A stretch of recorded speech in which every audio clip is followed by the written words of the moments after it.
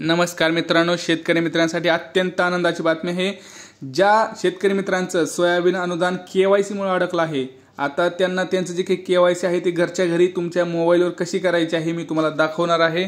KYC तुम्ही घरी बसल्या करू शकता, कारण आपल्याला माहिती आहे की जे काही तुमचे जे काही पैसे होते सोयाबीन किंवा तुमचे कापूस अनुदान आहेत, याचे जे पैसे आहेत ते तुमचे अडकले आहेत। फक्त आणि फक्त ते कशामुळे अडकलेले आहेत तर ते अडकले आहेत फक्त KYC न केल्यामुळे। आता ते KYC कुठे करायची, कशी करायची, मोबाईलवरून घरच्या घरी कशी करायची, कुठे न जाता कशी करायची, याची सगळी डिटेल माहिती मी तुम्हाला या व्हिडिओमध्ये सांगणार आहे।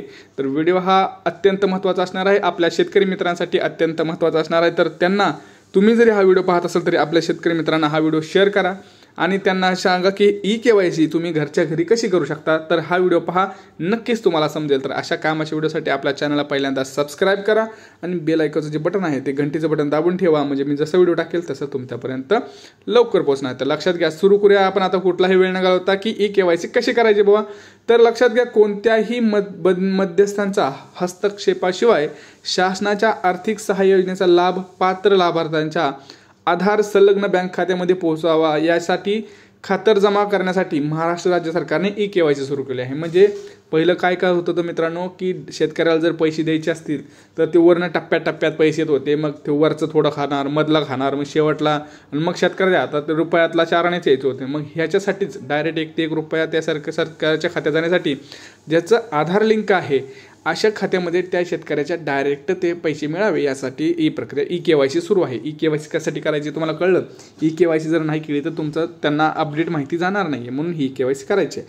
आता आपली KYC प्रक्रिया यशस्वीरित्या पूर्ण केल्यानंतरच शेतकरी एक वेळ अनुदान मिळवण्यासाठी पात्र ठरतात। त्यामुळे आर्थिक सहाय्य योजनेअंतर्गत लाभ प्राप्त करण्यासाठी शेतकऱ्यांनी आपली KYC प्रक्रिया पूर्ण करणे अनिवार्य आहे आणि पहिल्या वेळी लॉग इन करतानाच KYC प्रक्रिया पूर्ण केली जाईल। आता लक्षात घ्या, त्याची प्रक्रिया मी तुम्हाला डिटेलमध्ये सांगतो। आता स्वतःची KYC प्रक्रिया पूर्ण करण्यासाठी टप्पे आहेत, ते 3 ते 4 टप्पे तुम्हाला मी सांगत आहे। 4 महत्त्वाच्या स्टेप्स ज्या आहेत त्यासुद्धा तुम्हाला फॉलो करायच्या आहेत। लक्षात घ्या, जर त्या 4 स्टेप तुम्ही फॉलो केल्या तर आरामात तुम्हाला तुमचं जे काही KYC आहे ते घरी बसल्या करू शकता। पहिलं लक्षात घ्या, मोबाईलवर जायचं आहे, https://scagridbt.mahaIT.org असं तुम्हाला टाईप करायचं आहे तुमच्या मोबाईलवरती। हे टाईप केल्यानंतर तुम्हाला एक पेज मिळेल, त्या वेबसाईटवर गेल्यानंतर तुम्हाला भेट द्यायची आहे। दुसऱ्यांदा तुम्हाला तिथं लॉग इन आणि 2 ह्याचे ऑप्शन मिळतात, मी तुम्हाला दाखवणारच आहे व्हिडिओमध्ये आता, परंतु तुम्हाला आधी स्टेप सांगतो मग मी तुम्हाला तिथं दाखवतो। दुसरा ऑप्शन जो आहे तिथं दुसरी स्टेप काय तुम्हाला, तर ही डिस्बर्समेंट स्टेटस म्हणजे वितरणाची स्थिती आहे त्याच्यावर क्लिक करायचं आहे। तिथं तुम्हाला तिसरी स्टेप आहे, तुमचा आधार नंबर तुम्हाला तिथं टाकायचा आहे। आधार नंबर टाकल्यानंतर तुम्हाला कॅप्चा दिलेला आहे, तो कॅप्चा टाकायचा आहे आणि तुमची जी नोंद आहे ती तिथं करायची आहे। नोंद केल्यानंतर वापरकर्त्याला पुढील पृष्ठ दिसू लागेल, त्या पृष्ठावर KYC प्रक्रिया पूर्ण करण्यासाठी 2 पर्याय असतात। लक्षात घ्या, हे लॉग इन केल्यानंतर ते लॉग इन कसं करायचं तुम्हाला दाखवणार आहे। तिथं ते 2 पर्याय 2 वेनं म्हणजे 2 तुम्हाला पर्याय आहेत, ते दोन्ही पर्याय वापरून तुम्ही KYC करू शकता। एक तर अत्यंत सोपा आहे, फक्त मोबाईलवरून करायचं आहे, बायोमेट्रिकची गरज नाही। दुसरा बायोमेट्रिकचा कसा आहे ते लक्षात घ्या। पहिलं फक्त OTP आधारित KYC, म्हणजे फक्त तुमच्या मोबाईलवर OTP येणार, OTP आला की तुमची KYC पूर्ण होणार। तर ते कसं लक्षात घ्या, तुम्ही ज्यावेळेस लॉग इन कराल तिथं OTP या बटनावर क्लिक करायचं आहे। तुम्हाला 2 ऑप्शन येतील, एक तर OTP किंवा बायोमेट्रिक, मी तुम्हाला दाखवणार आहे। तिथं तुमचा आधार संलग्न मोबाईल क्रमांक टाकायचा ज्याच्यावर तुम्हाला OTP येईल। OTP येण्यासाठी तुम्हाला तुमचा जो आधार लिंक मोबाईल आहे तोच टाकायचा आहे। मग KYC प्रक्रिया पूर्ण करण्यासाठी OTP टाकायचा।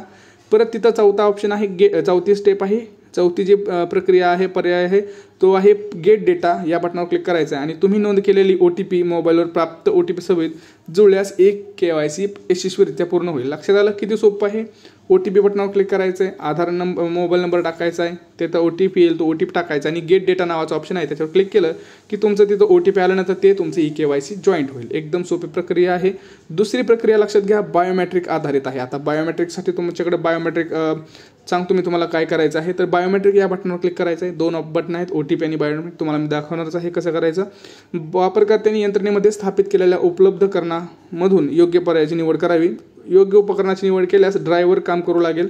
बायोमेट्रिक उपकरणाचा दिवा प्रकाशित होईल आणि वापरकर्त्याने या प्रकाशित विभागावर आपले बोट ठेवून बायोमेट्रिकची नोंद केली जाईल. लक्षात घ्या. आता ती यशस्वीरित्या पूर्ण झाल्यावर तुमचा मेसेजसुद्धा तुम्हाला तिथं दिसू लागेल आणि व्हॅलिडेट UIDवर क्लिक करायचं आणि KYC यशस्वीरित्या पूर्ण होईल. तर बायोमेट्रिकसाठी तुम्हाला कुठल्या तरी केंद्रामध्ये जावं लागेल, मोबाईल सेवामध्ये, मोबाईल जी काही महाई सेवा घेतात त्यापेक्षा तुम्ही ही जी आहे OTP वाली जी काही पद्धत आहे ती वापरू शकता घरच्या घरी. एकदम सोपी.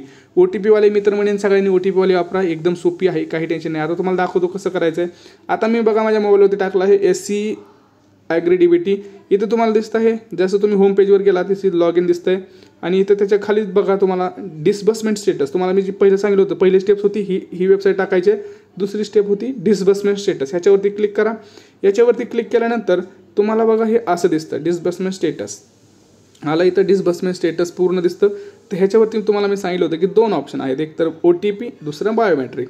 तिथं तुम्हाला OTP टाकायचा आहे. त्याच्या आधी तुम्हाला काय करायचं आहे, आधार नंबर टाकायचा आहे. हा जो कॅप्चा दिसतोय तो ह्या बॉक्समध्ये टाकायचा आणि इथं तुमचं जे OTP साधारण मी सांगतो तुम्हाला OTP टाकायचं आहे. OTP क्लिक करायचं, तुम्हाला मोबाईल नंबर एक OTP येईल. तिथं पुढची प्रोसेस तुम्हाला लगेच एकच फॉर्म भरायचा, तिथं तुम्हाला परत OTP टाकून तुमचं जे काही KYC आहे ते कंप्लीट होणार आहे. लक्षात आलं. ही जी प्रक्रिया आहे ती अत्यंत सोपी आहे, घर बसल्या मोबाईलवर करू शकता.